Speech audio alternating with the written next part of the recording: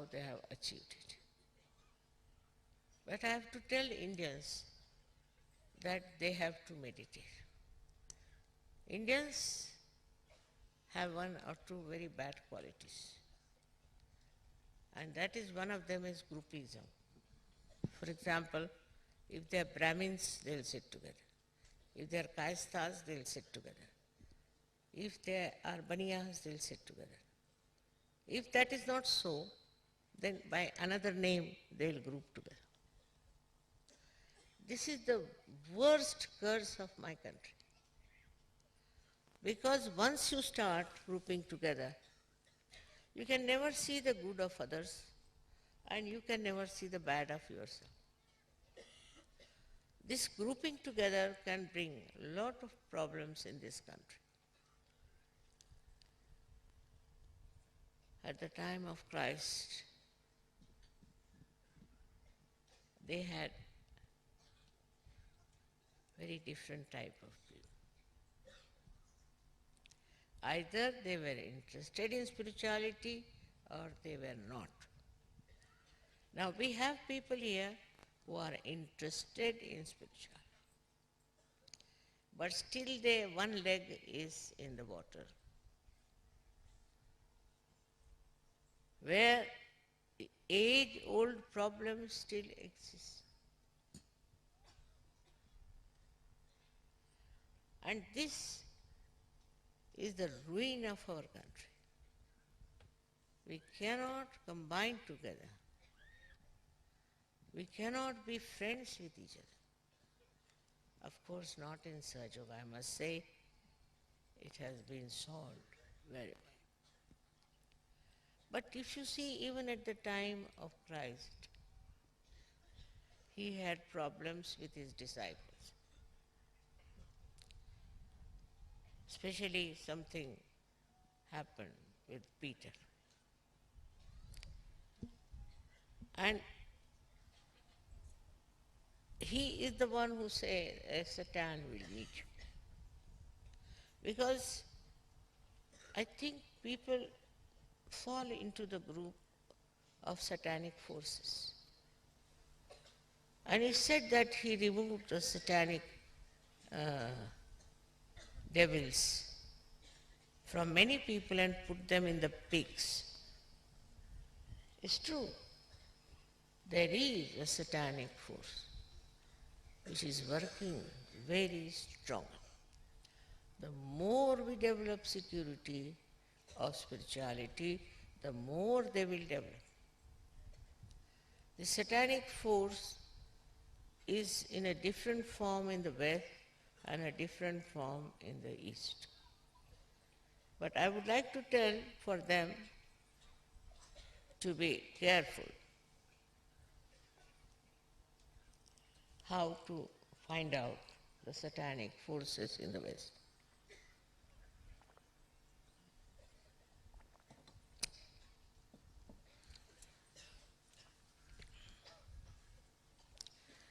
You may not be affected by that because you are realized souls, but you will have to fight it. You will have to fight it. For example, racialism. Racialism is still very powerful there, very, very powerful. And you have to fight racialism through marrying people who belong to other races. But still I find difficult to marry a black person to a white person. It's an impossible situation.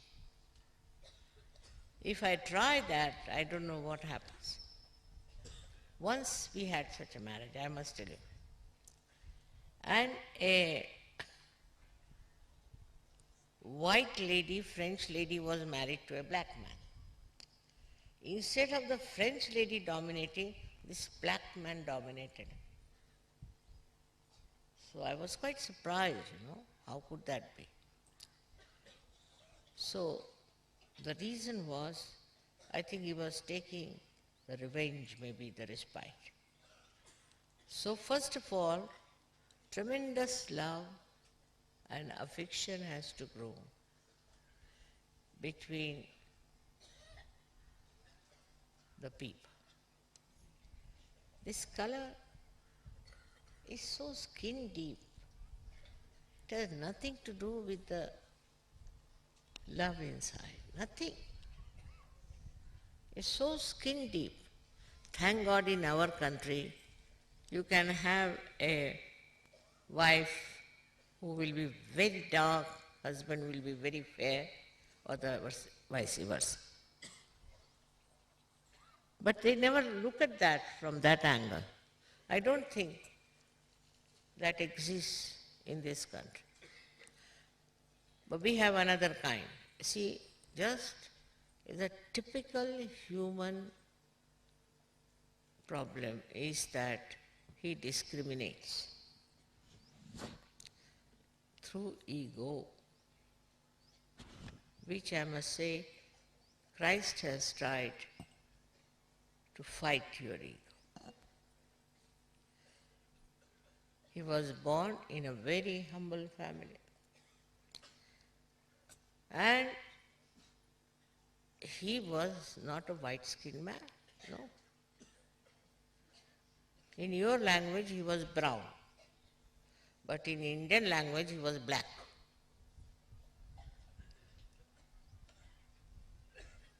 But when it comes to spirituality, you just see the enlightened one. You don't see what color they have the skin. It's very, very superficial.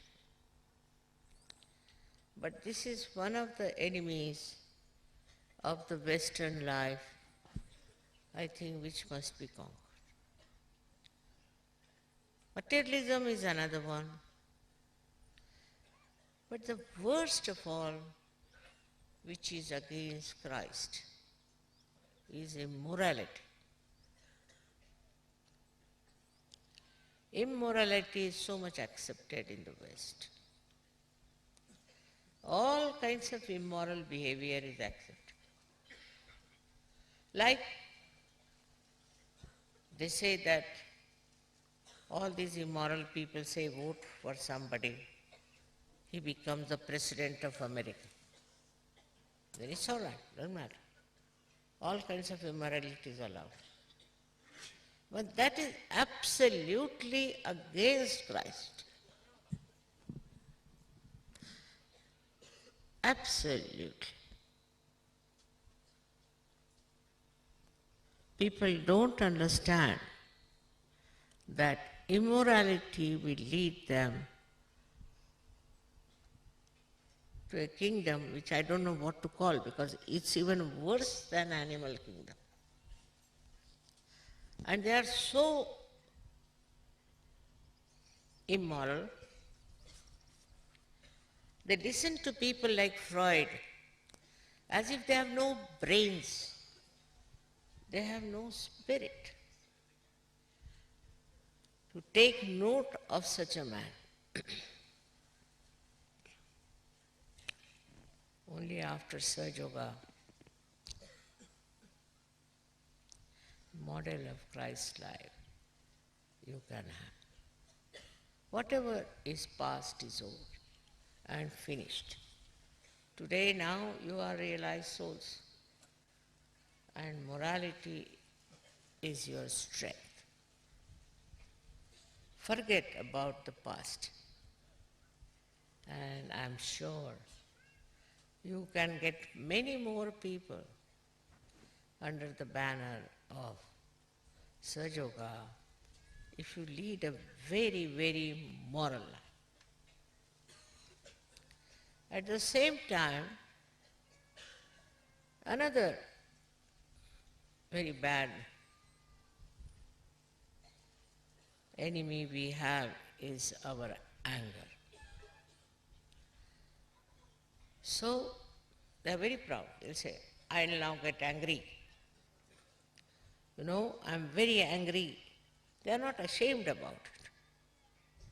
And they go on saying that I'm very angry. as if it's not wrong to say I'm very angry. Now they say I hate. I mean, imagine any Indian language, if they use this word, it would be meaning I'm committing sin. So all this aggressiveness comes from anger. If somebody has to be angry, he should be angry with himself. Best is to get rid of anger. You can pull your hair, you can bite yourself, you can use your pillow to hit yourself. That may be the best way of taking out your anger. But see, for what are you angry? Sometimes it's absolutely useless. Sometimes it has no meaning. Sometimes it's absolutely maddening, stupid. But as long as you stop saying, I am very angry, that's it. That's the time you should know you are falling down completely. So, Christ didn't talk of all the subtle things I have been talking to you because that was left to me. Without realization, how can you talk about subtler things? You cannot. Last time I told you about the vibrations. What is it? What does it stand for? And how you get the subtle energy which we call as Tanmatra of our light, Tejas, of water, Jal and Prithvi, Agni. But I didn't tell you of one, very special one, which is in English language you call it ether, but ether is the energy which is managed by another Tanmatra, we call it Akash. Especially today, because it is Christ who has sacrificed his life to open our Agya Chakra, that we have reached that state of Akash. Without him, it would not have been possible. We can have general communication, like we can talk to people, we can say things, we can also use our fingers to express ourselves, our hands to communicate. But to communicate vibrations, you have to have vibrations. Otherwise, you cannot feel another person. But if you are at the Agya level, means you are mental, absolutely mental, then your vibrations also are dwindling, in the sense you don't know what really they are saying. You can't judge your vibrations because these vibrations are mental. They'll say, Mother, we asked the vibrations. I said, really? But you don't have any vibrations, how can I ask the vibrations? It's a very common thing. We asked the vibration, we found from the vibrations. It's not possible because you are just mental. Now what Christ has done is to put you away from the mental level. That is the most difficult. While I am surprised, those who follow Christianity have the worst mental position. They are mentally absolutely there, like, I don't know what to call, like the fog of Delhi. That you can't cross. That's what was broken was Christ. How much we should be obliged to him that he removed the greatest hurdle in the human ascent. And that one was to break this agya, this mental being within us. We read like mad. We listen to people like mad. We like those who give us feed for our mental being.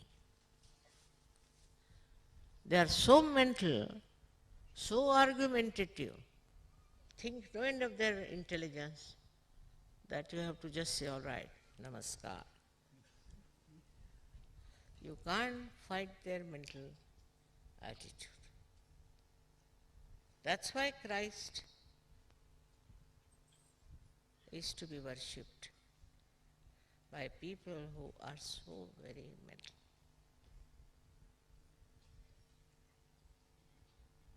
And this mental nonsense has given such a sense of superiority to people.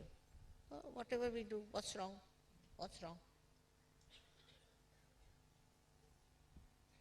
They cannot correct themselves. Because unless until you cross this limit of mental being, you cannot see yourself. You cannot introspect. You cannot see yourself. You will see others. The Sahajogis are like this, Sahajoga is like that, all kinds of things. But you can't see yourself because the whole thing is mental. This mental attitude should be completely curbed through the help of our Lord Jesus Christ. But he is also mental. In your brains, Christ is also mental. Now what to do? The one who broke the mental attitude is also a mental. You have made him into mental, like a statue of stone.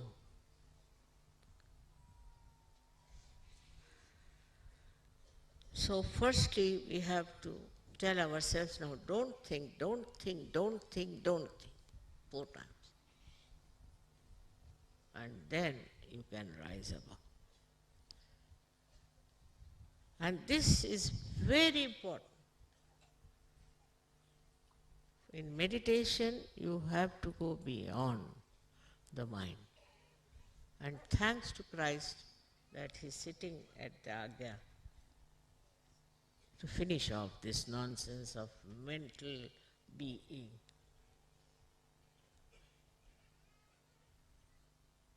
I think people should stop reading also, perhaps, maybe.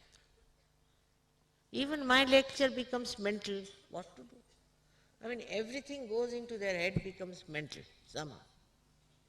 And then they ask me questions, Father, did you say it this way? What is it? I said, yeah, I said it to make you thoughtless. Just to stun you. I didn't say this to sit down and analyze and do, no. I said this that you become absolutely shocked and stunned.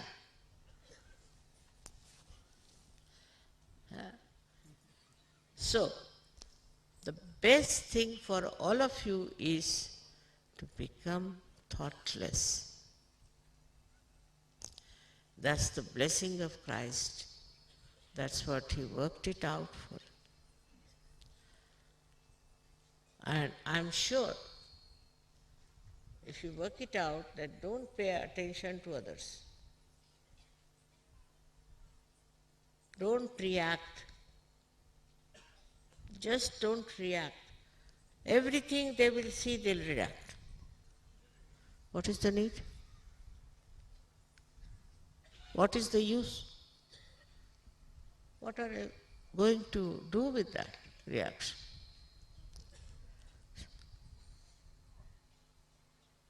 This reaction creates nothing but ripple of thoughts in your mind. I have told you hundreds of times.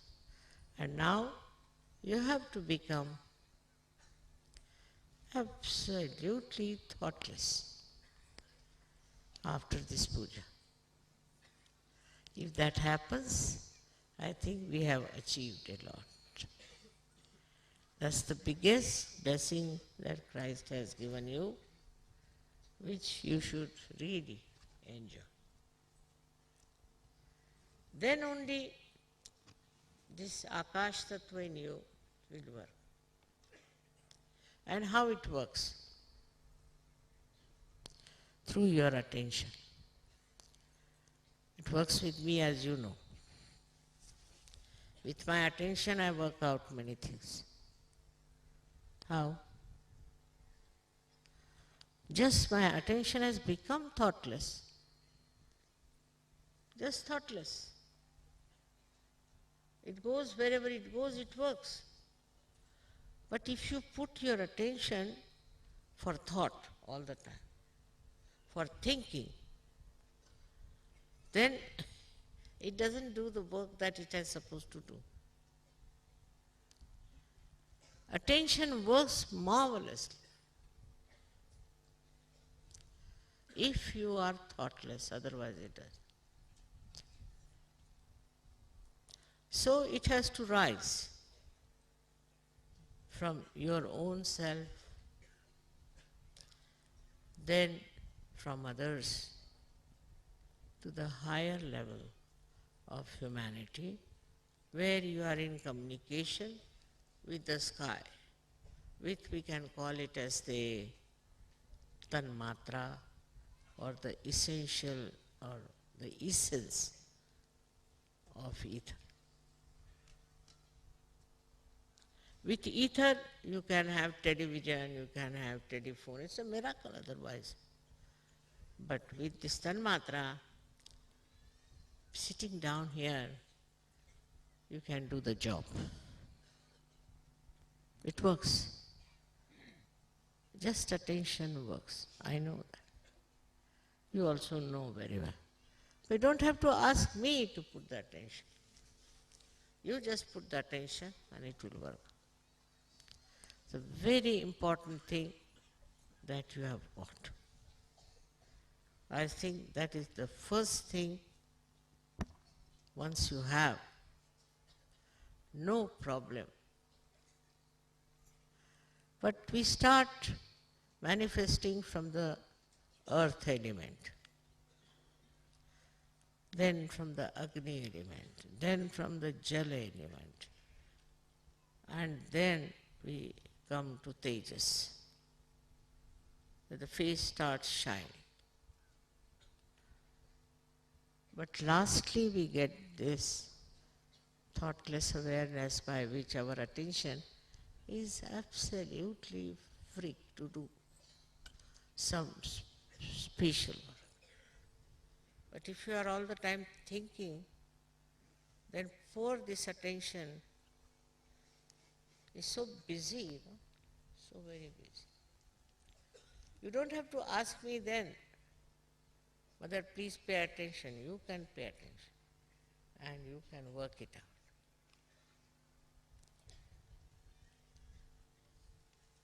In this attention, you don't feel what you got, what you are standing, what you are wearing, what others are doing. No, nothing. You are one with yourself. And it's a life full of humor. So much humor. So much of joy. So much of happiness. That you don't care for anything. That normally people care for.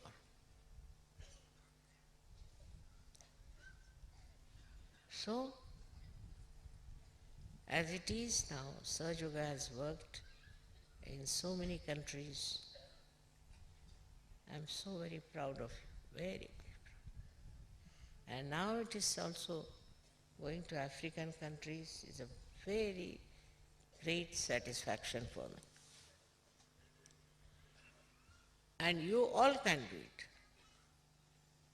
You all can work it out. Only thing, become thoughtlessly aware as the blessing of Christ. If it works, you will be absolutely enjoying yourself. May God bless